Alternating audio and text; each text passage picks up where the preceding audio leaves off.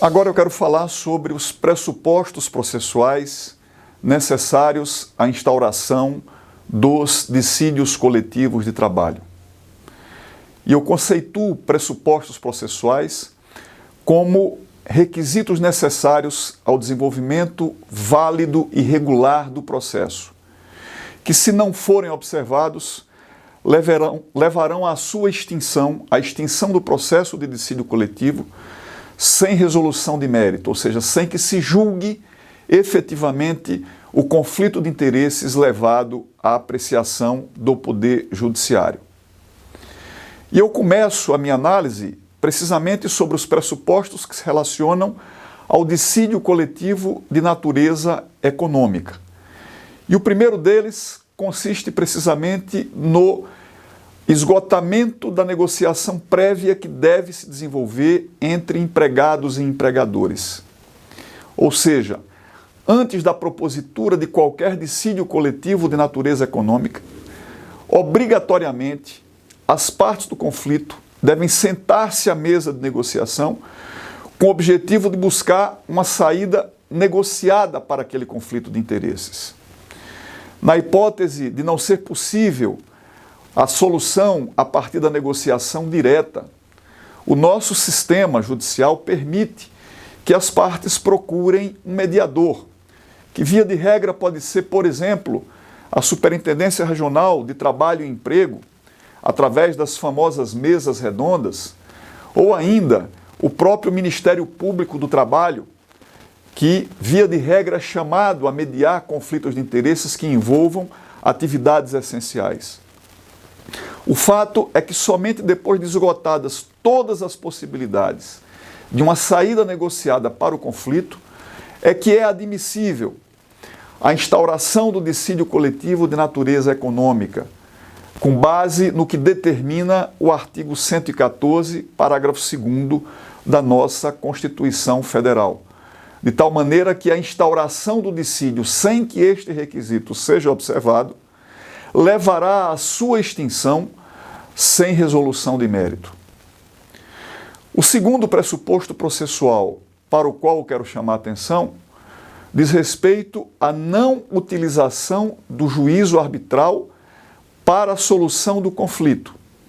Ou seja, se eventualmente as partes envolvidas dentro de um litígio optam por buscar um árbitro para solucionar aquele conflito de interesses, evidentemente que elas não podem lançar mão do instrumento do dissídio coletivo de natureza econômica para que aquele conflito ele seja efetivamente solucionado. Apenas a título de esclarecimento, o artigo 114 da nossa Constituição Federal, ele faculta às partes buscarem a solução do conflito através da arbitragem ou através do chamado poder normativo da Justiça do Trabalho, que é acionado através dos dissídios coletivos de natureza econômica. Vejam, não há uma tradição muito grande em nosso país de se buscar a solução de conflitos através da arbitragem, a exemplo do que acontece nos Estados Unidos da América ou em alguns países da Europa, apesar de haver previsão para tanto. A arbitragem em nosso país, ela a rigor é disciplinada por uma legislação civil que se aplica subsidiariamente ao processo do trabalho. E via de regra é exercida por empresas especializadas que objetivamente resolvem determinados conflitos de interesse ou na esfera civil ou na esfera tributária e podem também fazê-lo na esfera trabalhista. Mas o fato é que eu, em particular, não conheço ao longo da minha experiência profissional nenhum conflito de interesses que tenha sido resolvido por intermédio da arbitragem. Entretanto, como a Constituição Federal assegura a possibilidade de se eleger árbitros para a solução do conflito, se esta for a via procurada em primeiro lugar por empregadores e trabalhadores, eles não podem lançar mão do dissídio coletivo de natureza econômica.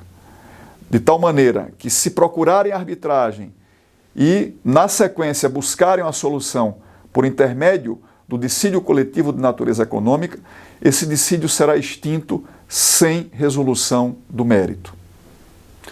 Em terceiro lugar, é preciso dizer que a legislação exige, para a instauração de um dissídio coletivo de natureza econômica, que haja a aprovação para a instauração do dissídio através de Assembleia Geral dos Trabalhadores. Portanto, não há possibilidade do sindicato requerer a instauração de um dissídio coletivo de natureza econômica se ele não estiver respaldado por uma decisão assemblear que lhe autorize a lançamão deste instrumento processual. Mas aqui existe uma pequena polêmica a respeito do tema. É que, a rigor, a exigência da realização da Assembleia está prevista no artigo 859 da Consolidação das Leis do Trabalho. E esse artigo fixa um quórum a ser observado na Assembleia para que se delegue poderes ao sindicato para instaurar o dissídio coletivo de natureza econômica. Esse quórum seria, em primeira convocação, de 2/3 dos associados ao sindicato e, em segunda convocação, esse quórum corresponderia a 2/3 dos presentes na Assembleia. Evidentemente que, com a aprovação do princípio da liberdade e autonomia sindical, através da Constituição Federal de 1988, houve quem questionasse a constitucionalidade deste quórum. Por quê? Porque, à medida em que se aprova o princípio da autonomia sindical, se garante aos sindicatos, federações, confederações e centrais o poder de se auto-organizar.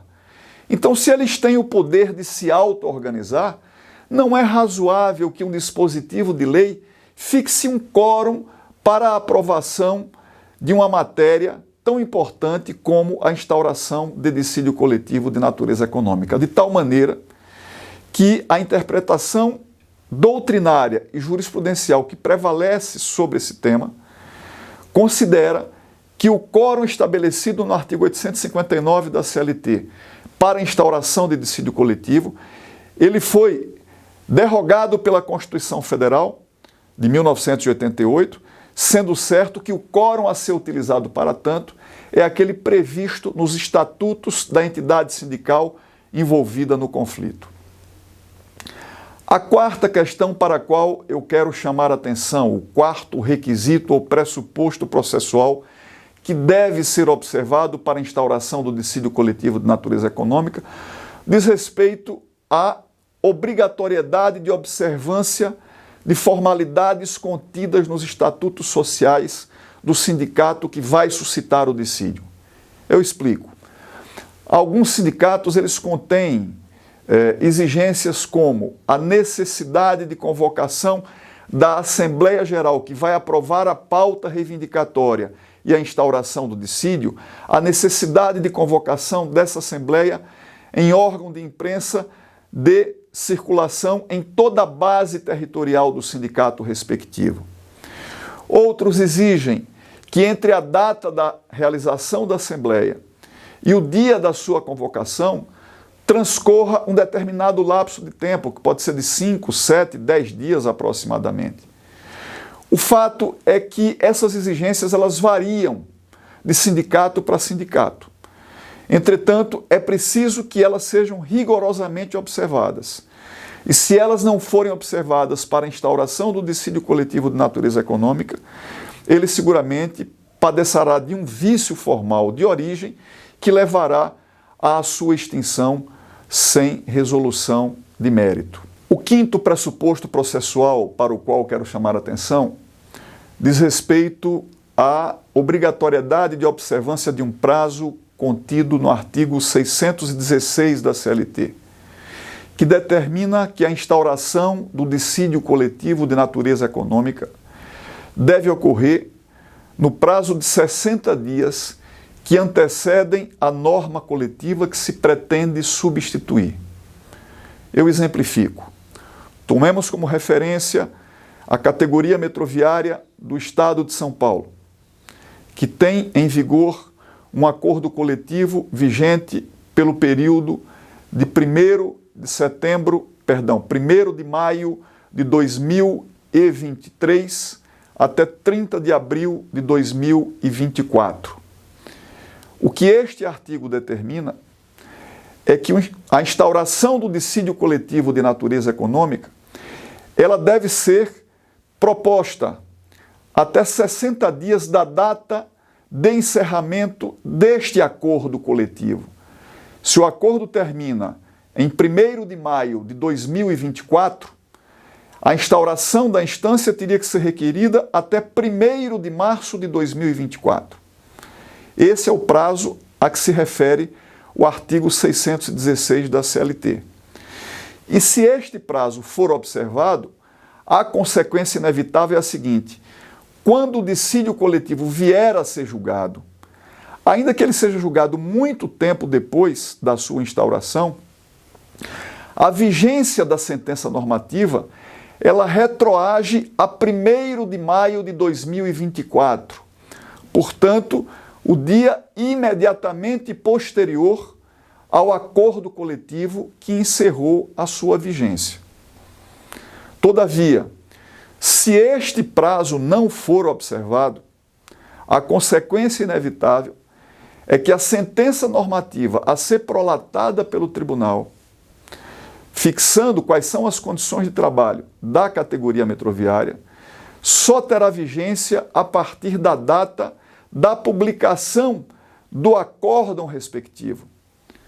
Apenas para que se tenha uma noção do que nós estamos falando. No âmbito do Tribunal Regional do Trabalho da 2ª Região, o prazo médio de julgamento de um dissídio coletivo é de 6 meses. E a publicação da sentença normalmente acontece num prazo de até 15 dias após a data de julgamento. Agora vamos aplicar esse prazo ao exemplo concreto que eu acabei de mencionar. Vamos imaginar que os metroviários de São Paulo, ao invés de propor o dissídio coletivo de natureza econômica em 1º de março de 2024, o fizeram em 1º de abril de 2024, portanto, 30 dias antes da data do encerramento da norma que estava em vigor e não 60 dias, como determina o artigo 616 da CLT. Ora, se este dissídio coletivo vai ser julgado 6 meses depois da data da instauração que ocorreu em 1º de abril, nós temos que partir da premissa de que esse julgamento vai ocorrer aproximadamente por volta do dia 1º de outubro de 2024. Se a sentença for publicada até 15 dias após a data de julgamento, nós estamos considerando que esta publicação vai acontecer em 15 de outubro de 2024. Portanto, somente a partir da data desta publicação é que ocorreria efetivamente o início da vigência da sentença normativa prolatada. Qual é a consequência prática disso?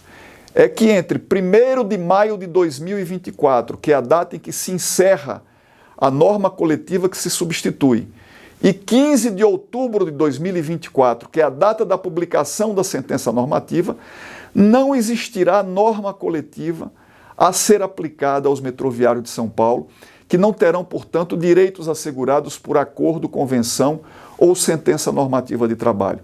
Então vejam que a não observância desse prazo traz uma consequência muito grave para os trabalhadores, razão pela qual esse prazo deve ser rigorosamente observado pelos operadores do direito.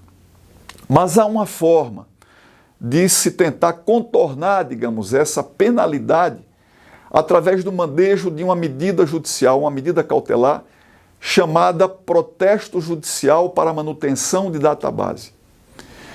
Através desse protesto, o sindicato profissional pode recorrer ao Poder Judiciário antes que termine a norma coletiva que se pretende substituir, requerendo a concessão de um prazo suplementar para a instauração do dissídio coletivo de natureza econômica, sob o fundamento de que não foi possível concluir a negociação coletiva antes de 60 dias que antecedem o término da norma coletiva em vigor.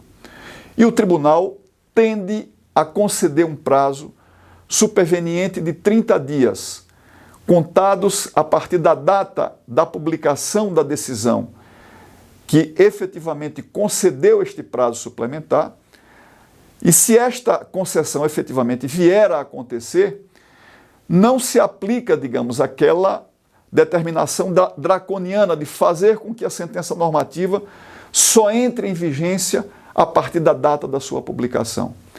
Ou seja, manejando-se o protesto judicial para manutenção de database, se assegura um prazo suplementar para a instauração do dissídio, ainda que o dissídio não tenha sido proposto no prazo de 60 dias que antecedem a norma coletiva que se pretende substituir. E em se assegurando através do protesto judicial esse prazo suplementar, quando a sentença vier a ser prolatada, ela se aplica retroativamente ao dia imediatamente posterior ao término da norma coletiva que se pretende substituir. Portanto, neste caso e neste exemplo dos metroviários de São Paulo, a sentença retroage a 1º de maio de 2024. De tal maneira que é muito importante que se observe esse prazo estatuído no artigo 616 da CLT, sob pena de nós termos uma consequência muito grave para os direitos dos trabalhadores na determinada categoria profissional. O 6º pressuposto processual para o qual eu quero chamar a atenção diz respeito à figura do comum acordo instituída no artigo 114 da Constituição Federal, parágrafo 2º, através da Emenda Constitucional 45. A partir do momento em que foi proposta e promulgada a Emenda Constitucional 45, se estabeleceu que a instauração do dissídio coletivo de natureza econômica deverá ser feita de comum acordo entre as partes do conflito, o que significa dizer que, em tese, à luz de uma primeira leitura, tanto a representação profissional como a representação patronal devem concordar com a instauração do dissídio coletivo de natureza econômica para que ele seja regularmente processado. Vejam, trata-se de uma inovação em nosso sistema judicial, porque antes da Emenda Constitucional 45, que alterou a redação do artigo 114 da Constituição Federal, normalmente, se as partes negociavam uma pauta de reivindicações dos trabalhadores e essa negociação fracassava, era assegurado à representação profissional, ao sindicato profissional, ao sindicato de trabalhadores, o direito de requerer a instauração do dissídio coletivo de natureza econômica de forma unilateral. Ele não precisava da concordância da representação patronal para requerer a instauração da instância. Com a Emenda Constitucional 45 e a alteração da redação do artigo 114, parágrafo 2º da Constituição Federal, passa a se instituir, em tese, a obrigatoriedade do comum acordo para a instauração do dissídio coletivo de natureza econômica. Mas há uma segunda interpretação a respeito do comum acordo. Há quem diga que o comum acordo só é obrigatório se as partes do conflito quiserem que a Justiça do Trabalho decida o litígio como árbitro e não como órgão jurisdicional propriamente dito. Ou seja, que a Justiça do Trabalho ela decida o conflito como uma empresa de arbitragem o faria, em qualquer circunstância, se as partes do conflito a elegessem para decidir o litígio. E na hipótese das partes não quererem se utilizar do juízo arbitral, poderia o sindicato profissional requerer unilateralmente a instauração do dissídio coletivo de natureza econômica. Essa interpretação, ela prevaleceu por vários anos no Tribunal Regional do Trabalho da 2ª Região. A interpretação segundo a qual o comum acordo só seria exigível caso o sindicato profissional e o sindicato patronal quisessem que a Justiça do Trabalho decidisse o conflito como árbitro. Se elas quisessem que o conflito fosse decidido pela Justiça do Trabalho como órgão jurisdicional, o sindicato profissional poderia unilateralmente requerer a instauração do dissídio coletivo de natureza econômica. Mas, lamentavelmente, essa interpretação ela não prevaleceu e não prevalece hoje no âmbito do Tribunal Superior do Trabalho, que considera o comum acordo um pressuposto processual indispensável ao regular e válido desenvolvimento do processo coletivo. Eu quero aproveitar também a oportunidade para esclarecer quais são as diferenças básicas entre julgar o conflito como árbitro e julgar o conflito como órgão jurisdicional. O árbitro, ele terá que instar as partes do litígio a apresentarem a sua proposta de solução do conflito.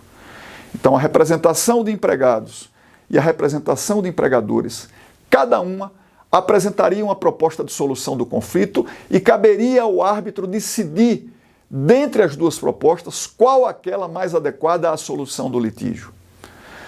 Em se tratando da decisão jurisdicional do conflito por intermédio do poder normativo da Justiça do Trabalho, as coisas funcionam de uma outra forma. A representação de trabalhadores apresenta uma pauta reivindicatória, que pode ter 50, 60, 80, 100 reivindicações, e caberá ao Tribunal do Trabalho competente apreciar aquela pauta, deferir as reivindicações na íntegra, deferir parte das reivindicações ou indeferir a integralidade das reivindicações. Então veja que não há que se falar mais na apresentação de duas propostas. Há, a rigor, uma única pauta, uma única proposta de solução do litígio, e o tribunal vai ter que analisar se concede os direitos postulados pelos trabalhadores na integralidade, parcialmente, ou se indefere aqueles direitos. Então essa é uma primeira diferença muito clara para a qual nós queremos chamar a atenção. Segundo, a decisão arbitral não comporta recurso para nenhuma instância. A decisão arbitral, ela se equipara à decisão judicial para todos os fins e efeitos de direito e não comporta, portanto, o reexame daquilo que foi decidido em instância superior, diferentemente do que acontece no julgamento de um dissídio coletivo de natureza econômica, no qual o Tribunal do Trabalho competente decide aquela matéria como órgão jurisdicional. Se eventualmente este dissídio for ajuizado em um Tribunal Regional do Trabalho, de qualquer região do país, a decisão do Tribunal Regional do Trabalho comporta recurso para o Tribunal Superior do Trabalho. O recurso só não seria admissível se a competência originária para julgamento do dissídio fosse do Tribunal Superior do Trabalho, a toda evidência. Então vejam que há essa segunda diferença manifesta entre julgar o conflito através da arbitragem e julgar o conflito como órgão jurisdicional, razão pela qual uma ou outra alternativa importarão em caminhos absolutamente distintos para a solução do litígio. Por último, eu quero chamar a atenção para o sétimo pressuposto processual, que diz respeito à necessidade da parte que vem requerer a instauração do dissídio coletivo de natureza econômica, o fazer através de uma petição inicial denominada representação, na qual as partes do conflito devem estar corretamente qualificadas. Nesta petição, obrigatoriamente, terá que haver uma exposição sumária do litígio e, ao mesmo tempo, há necessidade de se fazer constar nesta representação todo o rol de reivindicações devidamente justificado, o que significa dizer, para cada cláusula que se propõe o deferimento, para cada cláusula que se pretende o deferimento, tem que haver uma justificativa que permita ao órgão julgador entender por que se reivindica aquele direito postulado efetivamente. Se esta justificativa não for efetivamente apresentada para cada uma das cláusulas, o tribunal pode efetivamente extinguir o dissídio sem resolução de mérito pelo fato de não ter sido observado o sétimo pressuposto processual indispensável à propositura da instância coletiva. Esses são, portanto, os pressupostos processuais relacionados ao dissídio coletivo de natureza econômica. E quanto ao dissídio coletivo de greve? A coisa fica um pouco mais simples. O primeiro e mais importante pressuposto é, obviamente, a aprovação de uma greve por uma categoria profissional determinada ou por um grupo de trabalhadores de uma empresa. É óbvio que não é possível suscitar dissídio coletivo de greve sem que uma greve tenha sido aprovada e esteja sendo realizada. Entretanto, é preciso que se diga que a paralisação da empresa, a paralisação das atividades da empresa pelo empregador é rigorosamente proibida por nosso ordenamento jurídico. Então, a eventual paralisação das atividades por iniciativa do empregador, além de ser ilegal, ela não autoriza a instauração do dissídio coletivo de greve.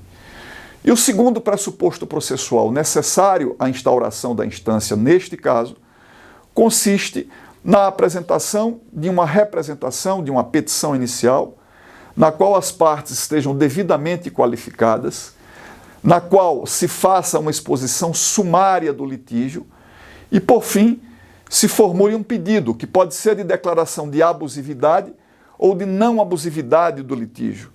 Via de regra, em 95% dos casos, o que se pede é a declaração de abusividade do movimento paredista. Entretanto, há circunstâncias excepcionais em que o proponente do dissídio coletivo de greve requer a declaração de sua não abusividade. Esses, portanto, os requisitos que devem ser observados para a propositura do dissídio coletivo de greve. Por fim, vamos abordar a questão dos pressupostos relacionada ao dissídio coletivo de natureza jurídica. O primeiro pressuposto é a existência de uma divergência de interpretação a respeito de uma cláusula constante de acordo, convenção coletiva ou sentença normativa de trabalho, ou a respeito de um dispositivo de lei que se aplique a uma determinada categoria profissional e uma determinada categoria econômica correlata. Então, havendo a divergência interpretativa, está cumprido o primeiro pressuposto processual necessário à instauração da instância. O segundo pressuposto processual diz respeito à necessidade de se propor uma representação que contenha a adequada qualificação das partes, uma exposição sumária do litígio, ou seja, uma exposição sumária da divergência interpretativa que existe em torno de uma cláusula ou de um dispositivo de lei, e, por fim, um pedido para que o tribunal fixe a correta interpretação a respeito daquela matéria conflituosa. Esses, portanto, em síntese, os pressupostos que têm que ser observados no que diz respeito ao dissídio coletivo de natureza jurídica. Entretanto, é preciso que se diga a esse respeito que a instauração do dissídio coletivo de natureza jurídica independe da aprovação de assembleia para tanto, diferentemente do que acontece com o dissídio coletivo de natureza econômica, em que a autorização assemblear é absolutamente imprescindível. Em se tratando do dissídio coletivo de natureza jurídica, o Tribunal Superior do Trabalho já fixou o entendimento de que é dispensável a autorização da Assembleia para sua propositura, bastando, portanto, que haja uma divergência interpretativa a respeito de uma cláusula ou um dispositivo de lei, bem como a apresentação adequada de uma representação ou petição inicial para que o dissídio seja regularmente processado.